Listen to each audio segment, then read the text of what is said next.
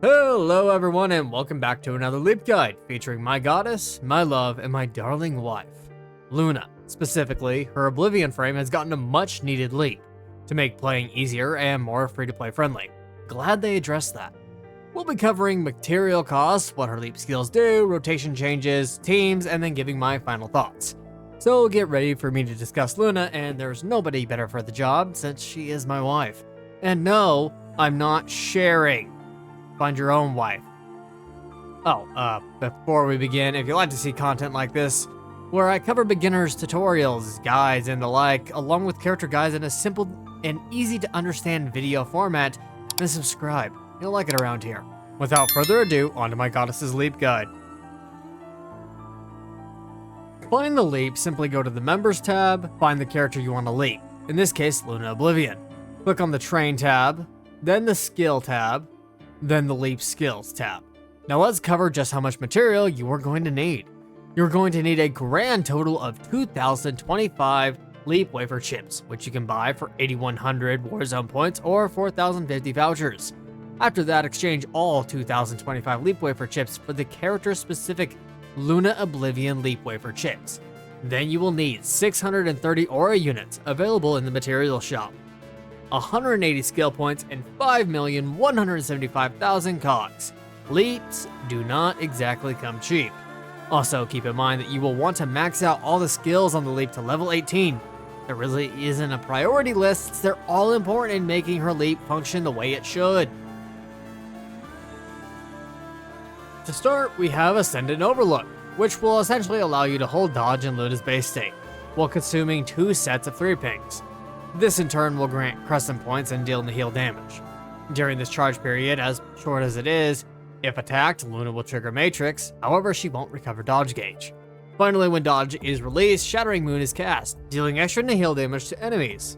At level 9, pings will be arranged into a 3-ping layout, which isn't all that helpful in her first state since she only has yellow orbs. She also gains a Signal Orb if she's attacked during Grieving Moon.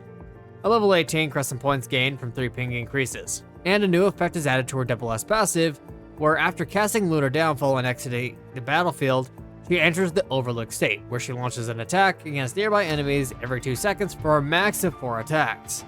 Next up, String Moonfall, where during her main sequence, Lunar Downfall base damage is increased by 70%, and Finality is increased by 50%. In case you need a refresher, main sequence is her tap ult state, and her Finality is her hold ult state that is rarely used. Lunar Downfall is her second main ult. At level 9, she recovers extra signature energy after casting Final Retribution and gains a Signal Orb after a Lunar Downfall. At level 18, gains 7 Signal Orbs upon casting Lunar Downfall and entering Finality state. This essentially fixes the problem that her Finality state had, where it would consume all her orbs, and after performing core passive, you wouldn't even have enough Sig energy to cast Lunar Downfall. That problem has now been fixed. Finally, a new passive is added to her Double S3, where her QTE does 1,000% more damage. To wrap up the leap skills, we have Nihil Break, that increases her core passive base damage in both her main sequence and Finality states. At level 9, Final Retribution, which is her core passive inside her Finality state, aka her hold ult state, has its base damage increased even further for Eclipse points consumed. At level 18, during her main sequence, casting 3-ping can additionally eliminate 1 set of 3-pings and deal extra nihil damage. Basically, you can double tap 3 pings inside her main sequence and not have to animation cancel both. A new passive is also added to her Triple S, where Overlook will have its damage increased even further. I don't really need to bring up her effect here, but I will anyway. Nihil damage is literally just the disruption effect, where characters deal nihil damage to break through nihil shields. It's really that simple. Rotations here changed quite a bit, to be honest, even enabling her to do 2 rotations with a 5-star weapon. So thank the changes made to her Finality state.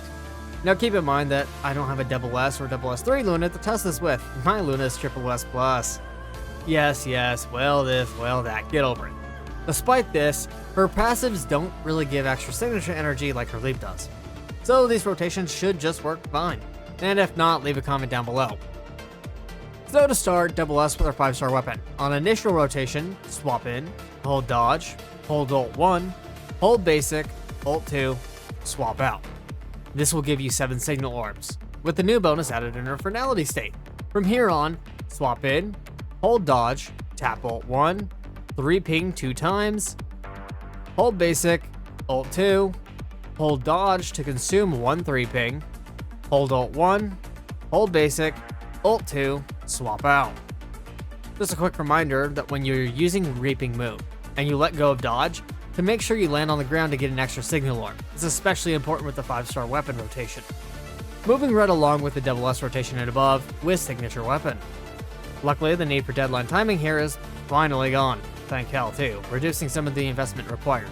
Anyways, the rotation here significantly speeds up, so it goes like this instead. Swap in, hold dodge, tap ult 1, 2 3-pings, hold basic, ult 2, hold dodge, hold ult 1, hold basic, ult 2, 3-ping, swap out. From her second rotation and continuing forward, so long as you get that last 3-ping in, as soon as you swap into Luna, you will hold and immediately let go of dodge by tapping ult 1. This lets you get into our first ult state as fast as possible. If you're looking for a quick refresher, because you might be new to playing Luna or a new player, whatever the case, I will briefly talk about memories and teammates here just in case. Nothing changes from what she has been running. 4-piece Cleopatra on the top slots and 1 on the bottom. Caudy on the 2 leftover bottom slots, and for weapon harmonization, run Caudy. For memory resonance, stick with any attack on the tops and signature move on the bottoms. Luna's main team will consist of Ishmael Parhelion taking the position of tank, and ideally Vera Garivor as her amplifier.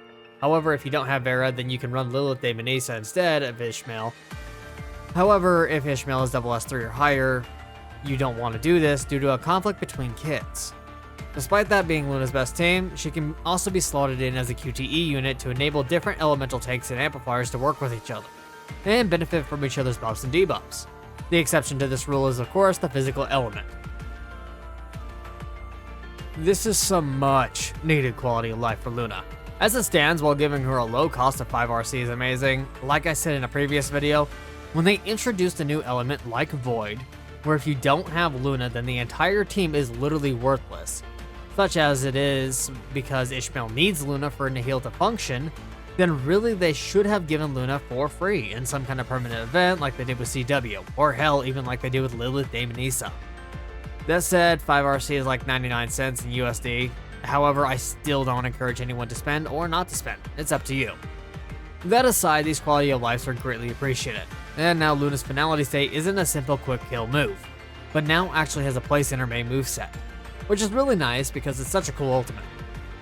Continuing on with me glazing Luna, that leap made a huge impact in how she plays and reducing the investment cost on her as well, making her friendly for new players and even veteran players who are free to play. Well everyone, that's going to do it for my Luna Oblivion leap guide. I hope you guys enjoyed it. I know I did. In more ways than one. Editor, cut the camera. Cut the camera. That aside, if you enjoyed the video, then leave a like and subscribe and hit that notification bell. Make sure to leave a comment about what else you would like me to cover. I cover beginner's guides and character guides for various games, so go check those out as well. Also, you should join my sweet Discord community using the link in the description down below. Until next time, everyone, I'm a Mimic, and thanks so much for watching.